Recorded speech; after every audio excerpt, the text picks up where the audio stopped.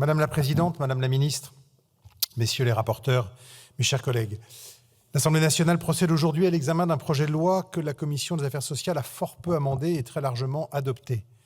Elle l'a fait à l'issue de travaux et d'échanges constructifs dans un climat apaisé dont je veux remercier l'ensemble des commissaires, à commencer par nos deux rapporteurs, Nicolas Turquois et Stéphane Viry.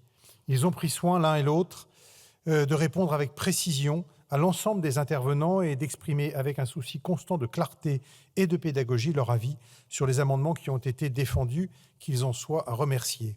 Je salue leur travail rigoureux, exigeant et profondément respectueux des équilibres qui structurent notre démocratie sociale.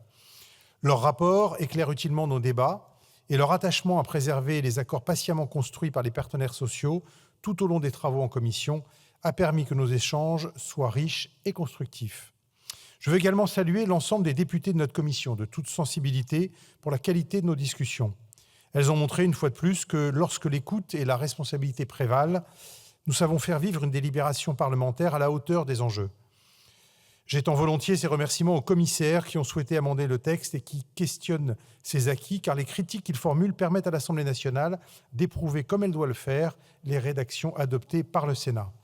Le texte que nous examinons aujourd'hui est particulier à plus d'un titre. D'abord, parce qu'il incarne une réussite de la démocratie sociale.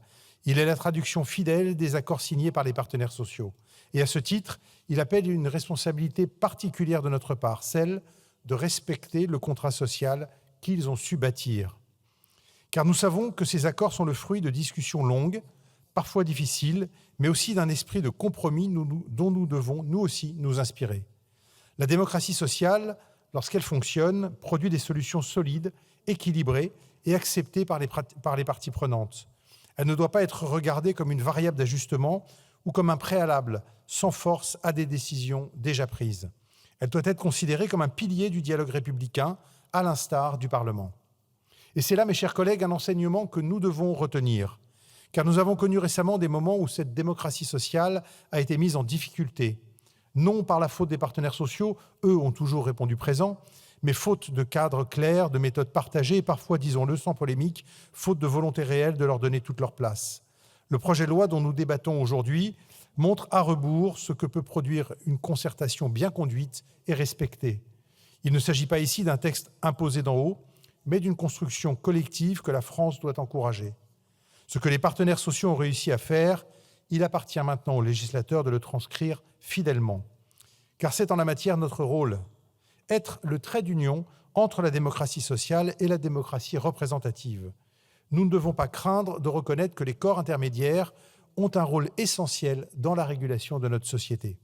Bien au contraire, les encourager, leur faire confiance, c'est renforcer la cohésion dont le pays a tant besoin. Car pour reprendre l'expression à laquelle M. Boyard a recouru à plusieurs reprises en commission, aurions-nous, disait-il, sauté dans le ravin si les partenaires sociaux nous l'avaient demandé? C'est leur faire bien peu confiance et leur porter bien peu de considération que de poser la question en ces termes.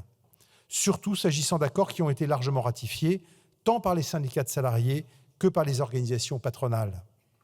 Oui, nous n'avons pas peur d'affirmer que nous faisons confiance à la démocratie sociale et que nous devons dès lors témoigner de cette confiance en conférant le plus fidèlement possible une valeur législative aux engagements conclus dans ce cadre.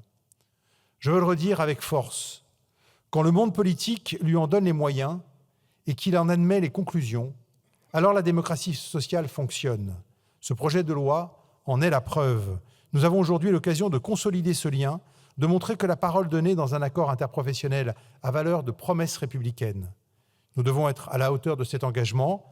Je forme donc le vœu que nos débats en séance se tiennent dans l'esprit qui a prévalu en commission des affaires sociales, un esprit de dialogue, un esprit de responsabilité et un esprit d'exigence. Car ce texte n'est pas seulement un acte technique, il est aussi un symbole, celui d'une démocratie qui sait se parler, s'écouter et se construire ensemble. Merci beaucoup.